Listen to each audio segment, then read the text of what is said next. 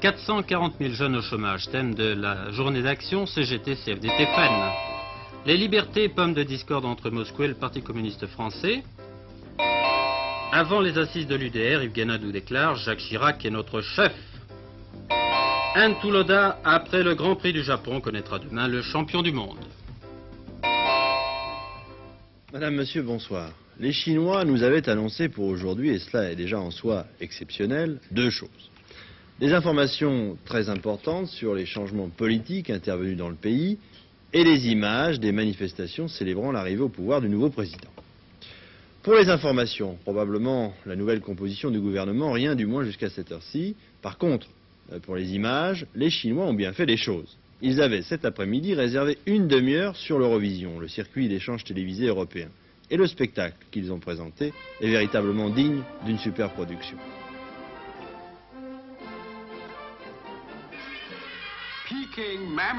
La manifestation monstre à Pékin des militaires et des civils pour célébrer l'accession de Hua Kofeng au poste de président du comité central et du comité militaire du Parti communiste chinois, et pour saluer la victoire remportée sur les machinations de la clique anti-parti du gang des quatre qui voulait usurper le pouvoir de l'État et du parti.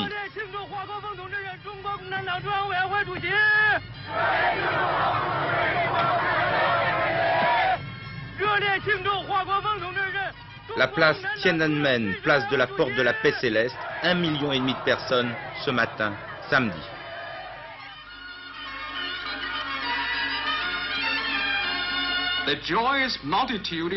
Les portraits de Marx, Engels, Lénine et Staline. October 21st, Peking, 1.5 million army men and civilians joyously Mao Tse-tung en couleur, derrière Hua Kofeng en noir et blanc. Et les quatre, les traîtres. Are typical representatives of the bourgeoisie inside the party and are unrepentant capitalist La veuve de Mao et ses trois partisans du groupe de Shanghai. We have been watching their criminal activities for a long time, they say, and we hate them.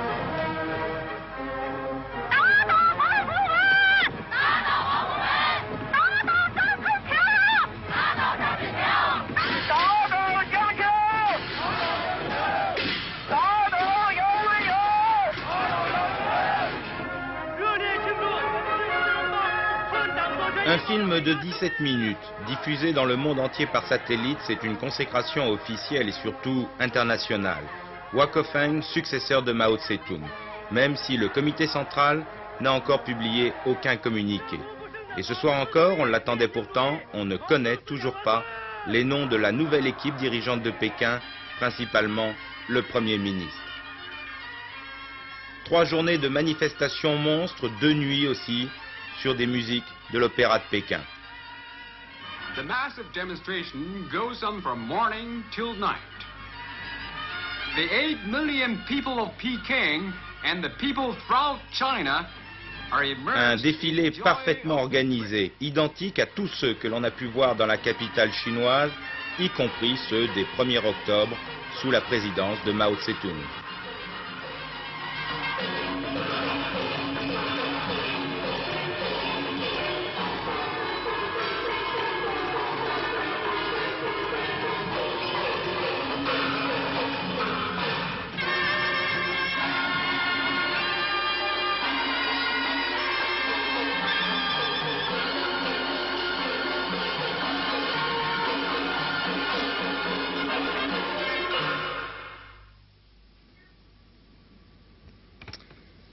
CGT, CFDT et FEN, la Fédération de l'Éducation nationale, ont organisé aujourd'hui une journée d'action pour les jeunes et l'emploi. Cette journée intervient au moment même où rebondit la querelle sur le nombre exact de chômeurs. Moins d'1 million selon le gouvernement, 1 300 000 selon les syndicats. C'est-à-dire, avant de savoir quels sont les chiffres véritablement exacts, les statistiques officielles nous indiquent pour l'instant que parmi les chômeurs, 440 000 sont des jeunes, souvent à la recherche d'un premier emploi. Cette journée d'action pour les jeunes et l'emploi s'est traduite par des meetings et des défilés un peu partout en France, comme cet après-midi à Paris. Premier volet de cette journée d'action, une gigantesque kermesse, place de la République. L'occasion pour les responsables de la CGT, de la CFDT et de la Fédération de l'éducation nationale de dénoncer la politique du gouvernement en matière d'emploi. Après ce meeting, plusieurs milliers de personnes ont défilé sans incident jusqu'à la place de l'Opéra. Un seul slogan, du travail à 18 ans et la retraite à 60 ans. Dans le cortège, beaucoup de jeunes qui n'ont toujours pas trouvé de travail. Par exemple, cette jeune fille au chômage depuis 3 mois. Je suis sortie du lycée sans aucune qualification et donc étant donné qu'il y a plus de jeunes sans emploi maintenant, voilà. Et qu'est-ce que vous faites pour retrouver du travail? Je cherche les petites annonces, je fais des petites annonces et puis je vais à la NPE. Et ce que j'ai demandé, comme maintenant il y a plein de gens qui disent qu'il y a des formations pour les jeunes, mais il n'y a rien. Et je suis allée voir une orientatrice qui m'a dit qu'il n'y avait aucune formation, rien du tout. Et là maintenant complètement au chômage. Qu'est-ce que vous seriez prête à accepter pour trouver du travail? Je serais déjà prête à accepter un boulot qui soit bien payé, du moins le SMIC déjà, parce que étant donné qu'il y a tellement de gens au chômage, les gens, on peut trouver des petits boulots, mais sans avoir, du moins on nous sous-paye aussi, donc ça aussi c'est dur. Hein. Et pourquoi êtes-vous là aujourd'hui? Parce que ça me concerne, c'est-à-dire je me sens concernée puisque comme je connais pas tellement de gens qui sont au chômage, donc quand on est au chômage aussi c'est assez dur, on se sent complètement isolé. Selon les statistiques officielles, sur les 950 000 demandeurs d'emploi actuels, il y a 442 000 jeunes de moins de 25 ans, la moitié. Il y a les jeunes qui sortent de l'école et qui n'ont jamais travaillé, il y en a d'autres qui ont déjà travaillé, mais qui sont déjà chômeurs. Et parmi eux, les jeunes filles ont encore plus de difficultés que les jeunes gens. Inexpérience, mauvaise qualification, voire inexistante, résultat d'un enseignement qui ne correspond pas aux besoins des entreprises. Tels sont les handicaps qui ferment devant les jeunes les portes d'un marché du travail déjà bien étroit. Si le chômage des adultes, avec son cortège de difficultés matérielles et psychologiques, est difficilement acceptable, le chômage des jeunes l'est peut-être plus encore, car ce sont les forces vives de demain, et pour une société, c'est un problème grave que de ne pouvoir assurer à sa jeunesse une entrée sans histoire dans la vie active. À propos du chômage des jeunes, le Parti socialiste vient de proposer plusieurs mesures, parmi lesquelles une garantie de ressources pour les jeunes chômeurs et encore une formation professionnelle de 5 ans permettant à tous les jeunes entrant dans la vie active de posséder un niveau équivalent à celui du CAP. Et puis à noter encore à Toulon aujourd'hui, domaine social, une phrase de M. Sérac, le président du CNPF. « Nous ne sommes pas, a-t-il dit, des inconditionnels du plan Barre, mais ce plan a au moins le mérite d'exister. » Jusqu'où peut aller le différend entre le Parti communiste français et Moscou? C'est la question qui se pose après la publication ce matin par l'agence TASS, l'agence officielle soviétique, d'une condamnation sans appel du PC français, accusé d'avoir participé à Paris à une manifestation réclamant notamment la libération de savants emprisonnés en Union soviétique. L'agence TASS qualifie cette manifestation de sale entreprise. La réaction rapide de Moscou a surpris. Le meeting a eu lieu en effet simplement jeudi soir et cela prouve bien l'importance accordée par les soviétiques à cette affaire. Ce matin, dans l'Humanité, le PC français répond, sans vouloir entamer de polémique, il répond que formuler des critiques contre un aspect négatif de l'Union soviétique n'est pas pour autant faire de l'antisoviétisme. Ce qu'il faut ajouter, à mon sens, et que ne reflète pas bien cet échange de communiqués, c'est, après l'abandon récent de la notion de dictature du prolétariat, l'importance au moins égale de cette dernière démarche du Parti communiste qui met en application les décisions de son dernier congrès, mais, semble-t-il, non sans quelques difficultés internes.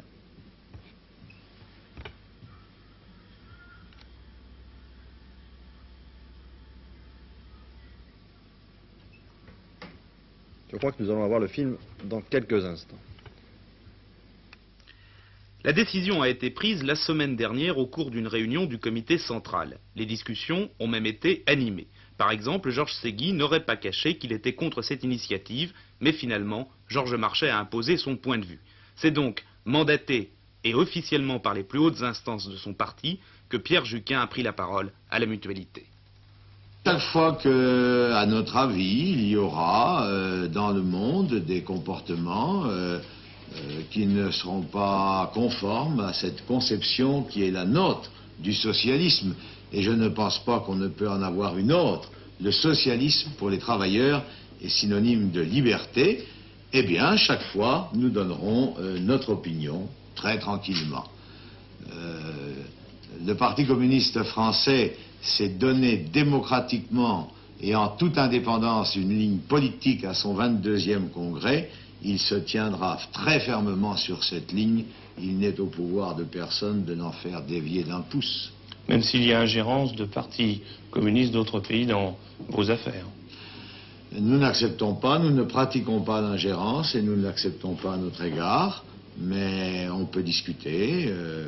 Dans le mouvement communiste international, évidemment, il peut y avoir des discussions, mais discuter est une chose, accepter des comportements qui, selon nous, ne sont pas conformes à ce que doit être le socialisme, c'est autre chose. Ouverture aujourd'hui à Marseille du 2e Rassemblement national du mouvement des démocrates de M. Michel Jobert. Michel Jobert, l'ancien ministre des Affaires étrangères de M. Pompidou, qui affirme se situer ailleurs sur l'échiquier politique, ni dans la majorité, ni dans l'opposition. M. Jobert, dont on apprécie mal l'importance politique dans le pays, entend conserver sa ligne de conduite originale qui, chez lui, va de pair avec son fameux sens de la formule. Notre problème n'est pas de tomber, notre problème est de monter. Et quand le président de la République dit que la majorité va gagner les élections de 78, ça vous fait plaisir? Bien, je prends ça pour une des phrases habituelles de l'almanach politique. Vous savez, je crois que tous les partis disent cela. Le président de la République représente le parti de la majorité présidentielle, c'est-à-dire à mes yeux la droite dans une certaine mesure. Et puis il y a le programme commun de la gauche et il dit nous allons gagner. M. Mitterrand dit la même chose. Et puis moi aussi d'ailleurs. Et à choisir entre Mitterrand et Giscard, s'il faut faire un choix en 78, vous le ferez de quel côté? Eh bien, je choisirai l'intérêt du peuple français et je verrai où il est et comment il a été défendu jusque-là. C'est net, Michel Jobert veut pouvoir compter lors des prochaines élections. Il ne donnera pas sa voix à n'importe qui. Un petit peu à l'image de l'amiral Sanguinetti qui pourrait bien se présenter aux élections pas très loin d'ici. Pour l'instant, Michel Jobert se laisse courtiser par la gauche. Une réception discrète hier à la mairie de Gaston Defferre. La présence ici d'observateurs socialistes et radicaux de gauche. Bref, Jobert ne tombe pas, il penche.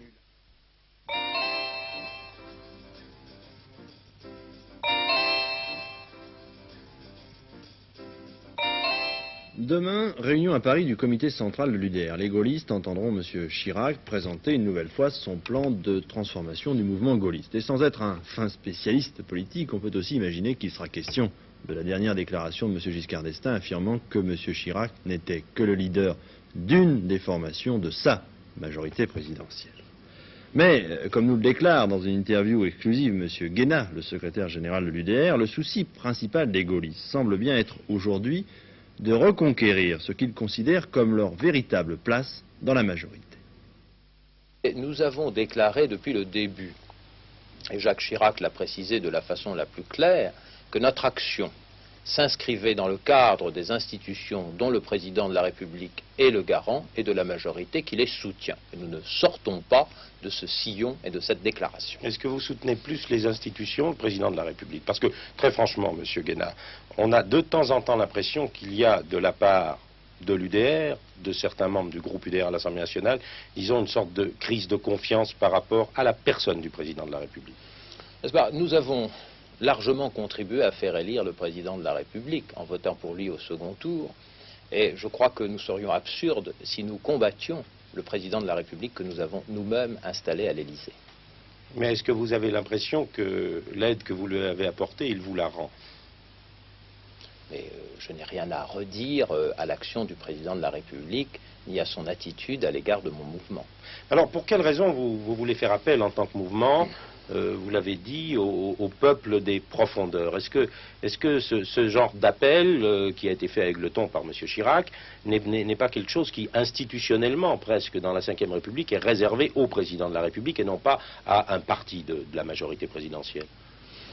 Donc, je vous ai dit que nous ne nous placions pas au même niveau, le président de la République et un mouvement politique. Nous ferons certainement appel au peuple dans ses profondeurs. C'est la citation exacte. Pourquoi? Il existe actuellement une majorité et il existe une organisation de la majorité. Bon, cela est convenable, mais cela n'est pas décisif. Tel que l'organisation se présente maintenant, il y manque en plus le dynamisme, il y manque le souffle, Et nous avons l'impression que dans le pays, il y a une disponibilité vis-à-vis d'un appel. Et c'est pourquoi nous lançons, et Jacques Chirac précisément, lance cet appel pour que tous ceux qui sont décidés à empêcher l'arrivée au pouvoir des hommes du programme commun se mobilisent et se mobilisent autour de nous. Vous reconnaissez Jacques Chirac comme votre leader dès maintenant à l'UDR? Je pense qu'il faut répondre de façon affirmative. Je fais des assises chaque semaine à travers la France et partout, le nom de Jacques Chirac est acclamé et des motions sont votées en faveur de Jacques Chirac. Vous êtes toujours favorable à des élections législatives anticipées? Je n'ai jamais dit que j'étais favorable à des élections législatives anticipées. Mais Jacques Chirac, oui. Cela a été rapporté en effet. Ce que je peux dire, c'est que nous, UDR, nous sommes prêts à tout moment à affronter le corps électoral. Une semaine après la tempête et le naufrage du pétrolier au large de l'île de Sein, les militaires s'efforcent de nettoyer les rivages de l'île avec des moyens que l'on peut juger insuffisants, mais c'est un autre problème dont nous aurons l'occasion de reparler. Pour l'instant, la conséquence la plus importante et la plus immédiate de cette marée noire, c'est la pollution des zones de pêche des marins de l'île de Sein et qui se traduit dans les faits par une perte de revenus de l'île qui vit essentiellement de la pêche. Le gouvernement vient d'ailleurs de décider l'attribution d'une prime de chômage temporaire à tous ceux qui ont été touchés. Une tonne de pétrole brut répandue sur la mer couvre en peu de temps une surface de 1200 hectares. Et l'on évalue à près de 1000 tonnes le mazout échappé du pétrolier est-allemand. Pour les marins pêcheurs de l'île de Sein et de la pointe finistérienne, leur zone d'activité s'est donc encore rétrécie. Et c'est près de 7000 pêcheurs qui ont été touchés ici, directement ou indirectement, par la marée noire. La pollution, elle n'est pas actuellement énorme, elle est surtout très localisée. Ceux qui sont les plus touchés actuellement, ce sont les pêcheurs côtiers. C'est-à-dire là où il y a effectivement pollution, mais sur un plan plus général, et c'est ça qui nous inquiète, il y a une psychose de la pollution qui en fait ne se justifie absolument pas. Le principe d'une indemnisation des pêcheurs a été retenu, mais le bilan écologique est difficile à faire. À long terme, il est certain qu'une telle pollution provoque des déséquilibres. Mais si l'on s'efforait très bien sous la mer pour trouver du pétrole, on ne sait pas grand-chose du comportement des animaux marins quand ces derniers sont touchés par ce même pétrole. D'après certains travaux, la faune marine ne réintègre la zone polluée qu'au bout de 8 mois. Quant aux larves ou micro-organismes, ils seraient perturbés pendant au moins 2 ans. Ah bon? À Montclair, là, a mis à mazout dans le cadre. Oui. Et au diag Port-Lobous. Port-Lobous, oui. Port-Lobous. Il y avait des grosses nappes, quoi. Hein, ça se comprend. Même qu'il n'y ait pas de mazout visible sur l'eau, le danger existe parce que quand le poisson sort de l'eau, il passe dans une pellicule de mazout, même presque invisible. Mais il suffit d'un rien et que si le poisson a une goutte de mazout dessus, il est fichu, il a le goût. Les pêcheurs sont donc obligés de changer de zone de pêche, d'aller plus loin, ce qui leur coûte plus cher, et dans des endroits moins poissonneux. 400 millions de tonnes de pétrole transitent ici chaque année, près de cette côte bretonne. Et c'est bien sûr une réalité économique. Dans l'autre plateau de la balance, quelques milliers de pêcheurs et une autre réalité écologique, celle-là. À Grenoble, le seul élément nouveau de la journée, c'est la libération de l'ami de Joël Matincio, arrêté avant-hier, et qui apparemment donc semble n'être pour rien dans l'affaire. Par ailleurs, toujours pas de nouvelles, ni de traces d'Olga Moïsenko. Seul donc ce soir, Joël Matincio, qui continue à nier, reste en prison. Et le problème du juge d'instruction est désormais de parvenir à retrouver des preuves irréfutables de sa culpabilité. Car dans le passé, Matincio a déjà prouvé qu'il pouvait dire blanc un jour et noir le lendemain, sans jamais avouer. À la prison de Vars, Matincio fait l'objet de mesures de sécurité exceptionnelles. Certains de ses codétenus auraient, dit-on, voulu le lyncher. On commence à avoir quelques informations sur ce qu'il aurait dit aux policiers. Ainsi, il aurait reconnu avoir écrit lui-même la lettre indiquant où se trouvaient les corps de Muriel Trabelsi et de Christian Leroy. Quant à sa méthode de défense, elle ne varie pas. J'ai tout fait, dit-il, sous la menace d'une organisation clandestine. La vie de mes enfants en dépend. Aujourd'hui, le Dauphiné libéré publie en première page un message de Matincio à 2 membres de cette organisation. Donner signe de vie d'Olga Moïsenko à M. Moïsenko, lettre manuscrite ou autre, suit l'adresse des parents d'Olga. Le message est adressé à 2 personnes dont les initiales sont DG et AA. Geste de bonne volonté, odieuse comédie, si Olga est morte, comme le redoutent de plus en plus les policiers, impossible ce soir de répondre. Avec le juge d'instruction, mademoiselle Ciabrini, ici sur ces images, et avec les policiers, Matencio joue au chat et à la souris, mélangeant fable et vérité, comme l'a fait avec la ville de Grenoble, l'homme des Brigades Rouges. Mais les juges et les policiers ont besoin de certitude. Alors, l'affaire devient une affaire d'experts. Les experts devront dire si l'arme de petit calibre trouvée chez Francis a servi à assommer Muriel Trabelsi et Christian Leroy. Quant aux graphologues, ils ont deux types d'écriture à examiner. L'une est celle de Matencio, c'est établi, mais l'autre, très différente, à qui appartient-elle? À une troisième personne ou à Matencio, qui aurait alors déguisé son écriture? Aux experts de le déterminer.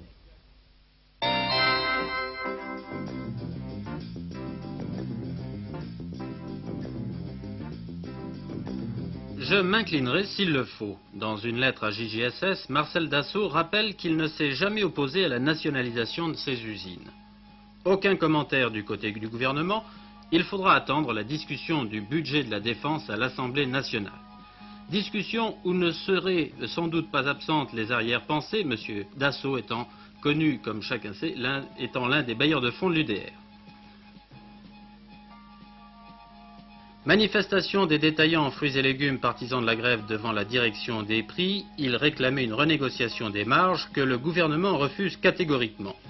De leur côté, les partisans de la reprise ont lancé un nouvel appel à leurs camarades pour qu'ils reprennent le travail à Rungis.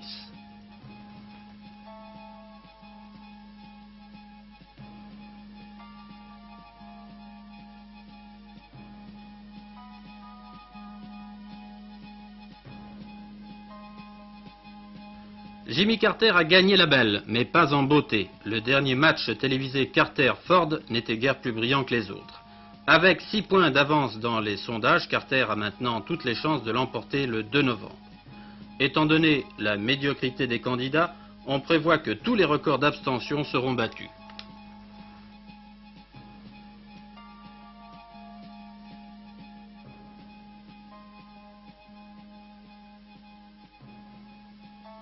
La paix presque partout sauf au sud-Liban, où les milices de droite poursuivent le combat pour chasser de la région le dernier Palestinien.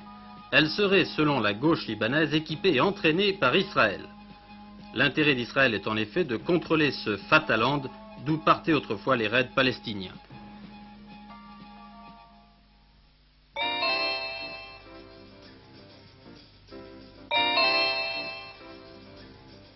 Demain, dernier Grand Prix automobile de l'année au Japon. Le titre de champion du monde des conducteurs va s'y jouer entre Niki Lauda et James Hunt. Lauda, après son accident, reste en tête, mais seulement à 3 points de Hunt. C'est dire qu'ils ne se feront pas de cadeaux, car pour les deux champions, l'équation est simple, il faut arriver avant l'autre. 16 Grands Prix disputés, pourtant l'on attendra presque les derniers mètres avant de connaître le champion. Lauda apparaît très sûr de lui. Hunt promène avec anxiété dans les stands sa longue silhouette de garçon gavroche. Depuis le début de la saison, le Britannique rêve de se retrouver demain dans la situation que voici.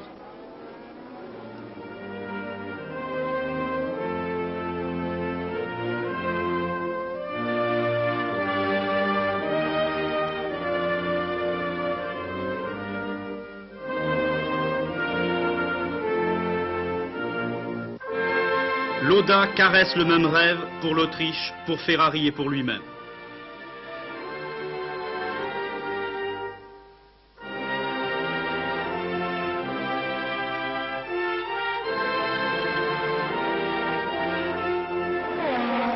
Comme l'an dernier, Lauda avait pris un départ sur les chapeaux de roue. Vainqueur au Brésil, en Afrique du Sud, en Belgique, à Monaco, cet Autrichien de 27 ans, archétype du professionnel du sport, partait pour signer sans contredit son deuxième titre de champion du monde des conducteurs. Et pourtant ici, sur le circuit du Castellet au Grand Prix de France, Lauda pour la première fois ne monte pas sur le podium. C'est le début d'une série de déboires. Hunt commence à croire en son étoile. Le monde de l'automobile découvre en même temps une monoplace française, la Ligier, pilotée par Jacques Laffite. Mais en attendant la première victoire du Français, Lauda et Hunt se découvrent. Ils vont désormais se battre furieusement au Grand Prix suivant, celui de Grande-Bretagne. C'est toujours difficile de dire que l'on va gagner, mais la voiture ne marche pas trop mal et j'espère remporter la course. Moi aussi, j'ai très bon espoir. Je suis très satisfait de la voiture. Elle s'est très bien comportée jusqu'à présent au cours de ses essais. Il n'y a vraiment aucun problème.